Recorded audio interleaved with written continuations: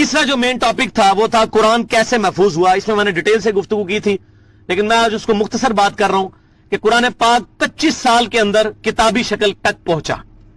اس میں سے سب سے پہلے نبی صلی اللہ علیہ وسلم کے مبارک دور میں وحی لکھوائی گئی. آپ صلی اللہ علیہ وسلم وحی لکھواتے تھے, اور اس میں زید بن ثابت رضی اللہ تعالیٰ عنہ ٹاپ آف دا لسٹ آپ کے لکھنے والے تھے, کاتب وحی. سیدنا معاویہ بھی تھے رضی اللہ تعالیٰ عنہ, اور بھی اصحاب تھے, اور اس میں زید بن ثابت رضی اللہ تعالیٰ عنہ ٹاپ آف دا لسٹ آپ کے لکھنے والے تھے, کاتب وحی. سیدنا معاویہ بھی تھے رضی اللہ تعالیٰ عنہ, اور بھی اصحاب تھے. بسم اللہ الرحمن الرحیم. ابھی آپ انجینئر مرزا کا پرانا بیان سن رہے تھے جس میں وہ مان رہا ہے کہ حضرت امیر معاویہ رضی اللہ عنہ جو ہے وہ کاتب وحی یعنی قرآن پاک لکھنے میں شامل تھے. بعد میں انجینئر مرزا جب شیعوں کے ہتھے چڑھا تو اپنے اس بیان سے مکر گیا, وہ بھی سنیے.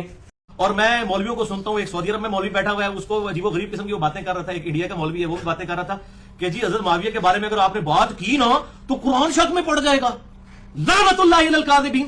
اور قرآن معاویہ بھی ابی سفیان رضی اللہ تعالیٰ عنہ کا محتاج ہے, جن کی ڈیوٹی بھی نہیں لگائی گئی حضرت ابوبکر صدیق کی طرف سے. وہ زید بن ثابت کی ڈیوٹی لگی, قرآن شک میں پڑ جائے گا. اور تہاڈی روٹیاں شاکی پی جان گیاں, جڑی ملوکیت دی تنخواہاں پہ کھاندے ہو وہ شاکی پی جان گیاں. اور نمک حلالی تو تسی کرنی ہے نا جنہاں کو لے کے پہ کھاندے ہو. قرآن شک میں پڑ جائے گا جی. یہ تو حضرت معاویہ پہ اٹیک جو ہے وہ قرآن پہ اٹیک ہے, وہ وہی لکھا کرتے تھے. اور بھائی کیڑی وہی لکھی؟ فتح مکہ کے موقع پر جو بندہ مسلمان ہوا جب 99.99% قرآن نازل ہو چکا ہے, اس کے بعد کون سی وہی لکھی ہے؟ ابھی یہی نہیں, انجینئر مرزا کو جب مفتی راشد محمود رضوی صاحب اور دوسرے اہل سنت کے علماء نے دلائل دیے کہ حضرت امیر معاویہ رضی اللہ عنہ جو ہے وہ بھی کاتب وحی تھے, تو انجینئر مرزا پھر یو ٹرن مار گیا. کتنے کاتب وحی تھے حضرت امیر معاویہ رضی اللہ تعالیٰ عنہ کے لیے؟ کون سے؟ حضرت امیر معاویہ بھی کاتب وحی تھے, اس میں کوئی شک ہے؟